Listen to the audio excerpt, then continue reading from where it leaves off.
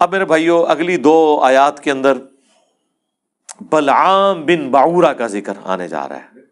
ہاں، علماء کے فضائل بیان ہونے لگے ہیں، لیکن علماء سو کے کہتے ہیں کبھی کبھی علماء کے فضائل بھی بیان کریں. دیکھیں یہ اب قرآن میں جب آئیں گے تو ہم بیان کریں گے. بلعام بن بعورہ، بلعم بن بعورہ بھی اور بلعام بن بعورہ یہ دونوں الفاظ کے ساتھ تفصیل ملتی ہے. المستدرک للحاکم میں جو میں نے شروع میں تعارف کرایا، قرآن کی بیسٹ 3 تفسیر کے چیپٹر ہیں، بخاری کا کتاب التفسیر، ترمذی کا کتاب التفسیر اور حاکم کا. المستدرک للحاکم میں موجود ہے کہ یہ آیات ایک یہودی عالم کے بارے میں نازل ہوئی، بلعام بن بعورہ کے بارے میں. بڑا نیکوکار تھا اور صاحب کرامت تھا، آج کے دور میں سمجھ لیں علماء حقہ میں شامل تھا. علماء حقہ، اہل سنت والجماعت. علماء حقہ تے لفظ ہی غلط ہے، حقہ نہیں ہوتا، حق ہوتا ہے، پیش بھی پڑھ سکتے ہیں حقہ. تو یہ علماء حق میں شامل تھا اس زمانے کے، لیکن دنیا کا کتا بن گیا. اللہ نے پھر اس عالم کی مثال کتے کی مثال سے بیان کی ہے کہ جیسے کتے کے اوپر کوئی بوجھ ڈالیں تب بھی وہ ہانپتا ہے، نہ ڈالیں تب بھی وہ ہانپتا ہے. اس کی عادت ہے، ہر وقت اس کی رال ٹپکتی رہتی ہے، وہ زبان باہر نکال کے رکھتا ہے. وہ دنیا کا کتا بن گیا عالم. ہم نے اسے علم کے ذریعے بلند کیا، لیکن اس نے اپنے آپ کو پستی میں گرا لیا. موسیٰ علیہ السلام کا دشمن بن گیا. اللہ نے اس کی مثال کتے کی بیان کی.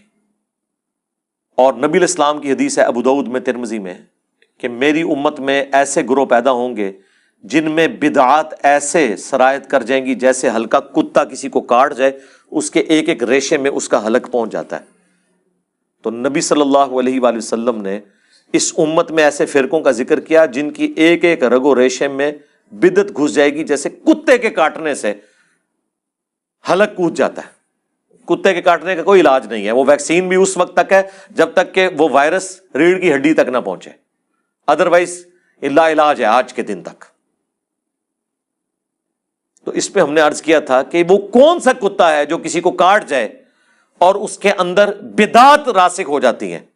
علماء، ظاہر ہے کہ کسی طبقے میں دین کے نام کے اوپر برائی کوئی کھلاڑی تو داخل نہیں کرتا، دین کا کسٹوڈین نہیں داخل کرتا نا.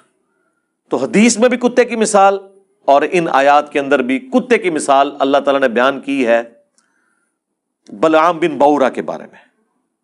وَاتْلُ عَلَيْهِمْ نَبَأَ الَّذِي آتَيْنَاهُ آيَاتِنَا، ان کو پڑھ کر سنائیے اس شخص کا حال جسے ہم نے وارث بنایا تھا اپنی آیات کا، علم عطا فرمایا تھا. فَانْسَلَخَ مِنْهَا، وہ خود ہی اس سے پٹا توڑ کے نکل گیا. یعنی ہم نے تو اسے بلند کیا تھا لیکن اس نے نافرمانی کی روش اختیار کی. فَأَتْبَعَهُ الشَّيْطَانُ، تب اس کے پیچھے لگ گیا شیطان. فَكَانَ مِنَ الْغَاوِينَ، تو وہ بھی گمراہوں میں شامل ہو گیا. علم دیا تھا لیکن علم پر عمل نہ ہو تو علم کس کام کا؟ جب تک آپ اس سے فائدہ نہیں اٹھائیں گے. اس سے کوئی علم کو اللہ تعالیٰ کنڈیم نہیں کر رہا کہ وہ گمراہ اس لیے ہوا کہ علم والا تھا، نہیں، گمراہ اس لیے ہوا کہ علم کے باوجود اس نے اپنے علم کے مطابق عمل نہیں کیا. اگر علم نہ ہوتا تو وہ ویسے ہی گمراہ ہے، اس کا تو ذکر کرنے کی بھی ضرورت نہیں ہے. وَلَوْ شِئْنَا لَرَفَعْنَاهُ بِهَا، اور اگر ہم چاہتے تو بلند کر دیتے اس کا رتبہ. وَلَكِنَّهُ أَخْلَدَ إِلَى الْأَرْضِ، لیکن خود ہی اس نے اپنے آپ کو پستی میں گرا لیا. وَاتْبَعَ هَوَاهُ، اور اپنے خواہشات نفسانی کے پیچھے وہ لگ گیا. فَمَثَلُهُ كَمَثَلِ الْكَلْبِ، تو اب اس کی مثال ایک کتے کی سی ہے. إِن تَحْمِلْ عَلَيْهِ يَلْهَثْ، اگر اس کے اوپر کوئی بوجھ ڈالا جائے تب بھی وہ زبان ہانپے. او تترکہ یلہث، یا اسے اس کے حال پہ چھوڑ دیا جائے تب بھی وہ ہانپے. ذالک مثل القوم الذین کذبوا بآیاتنا، یہی حال ہوتا ہے ان لوگوں کا جو اللہ کی آیات کو جھٹلا دیتے ہیں. فقصص القصص لعلہم یتفکرون، تو اے نبی علیہ السلام انہیں یہ بات، یہ قصہ بیان کریں، شاید وہ غور و تفکر کریں، پلٹ آئیں اللہ کی طرف. ساء مثلا للقوم الذین کذبوا بآیاتنا، کیا ہی بری مثال ہے ان لوگوں کی جو ہماری آیات کو جھٹلاتے ہیں. وَأَنفُسَهُمْ كَانُوا يَظْلِمُونَ، اور وہ اپنی ہی جانوں پر ظلم کرنے والے ہوتے ہیں.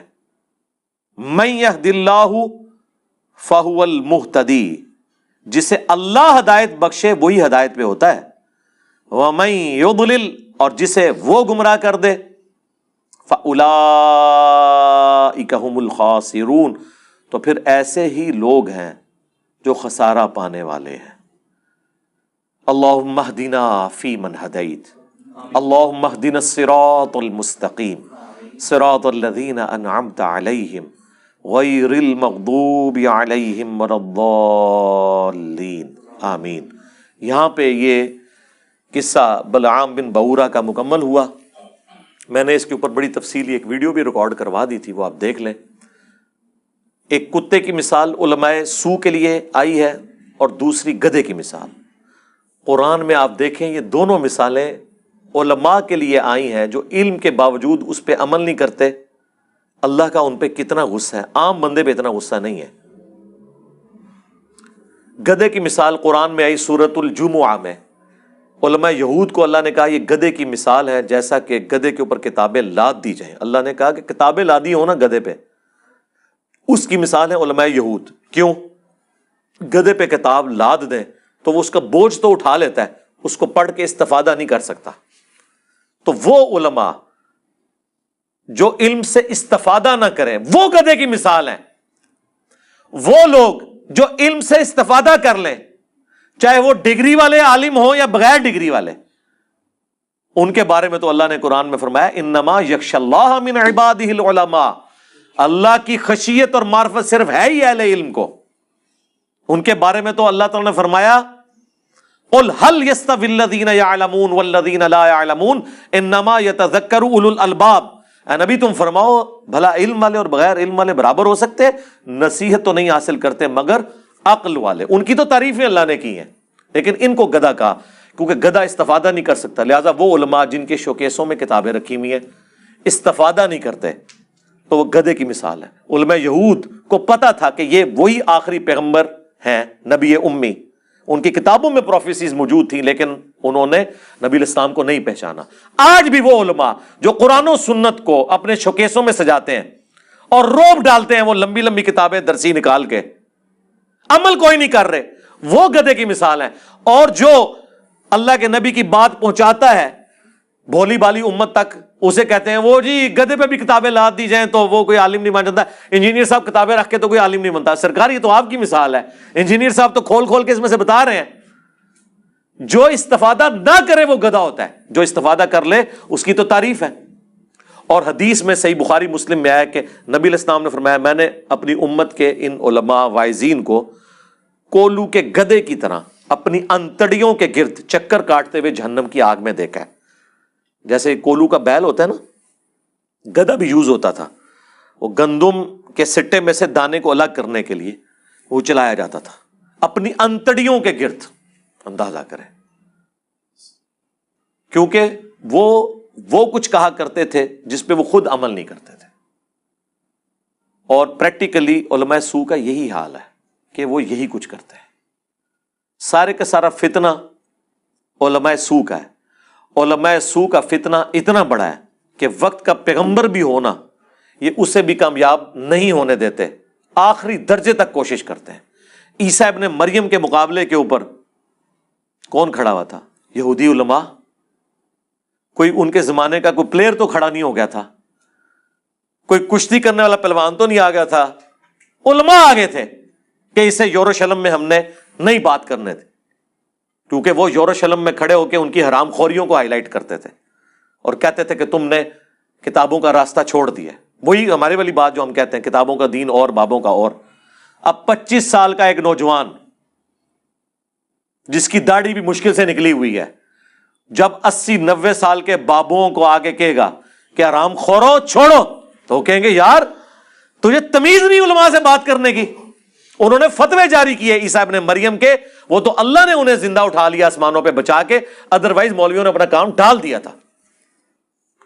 تو جب انبیاء ان مولویوں کے شر سے محفوظ نہیں رہتے جب تک کہ اللہ تعالیٰ انہیں بچا نہ لے، سرکار تسی میں تے شاہی کوئی نہیں سوائے اس کے کہ آپ ان کی ڈاکٹرن ان کے اوپر الٹ دیں، جو اللہ کے فضل سے اس پلیٹ فارم سے ہو گیا ہے۔ بس اب آپ ان کی چیخیں سنیں، اللہ کے نبی کا جھنڈا انشاءاللہ بلند ہوگا انشاءاللہ تعالی۔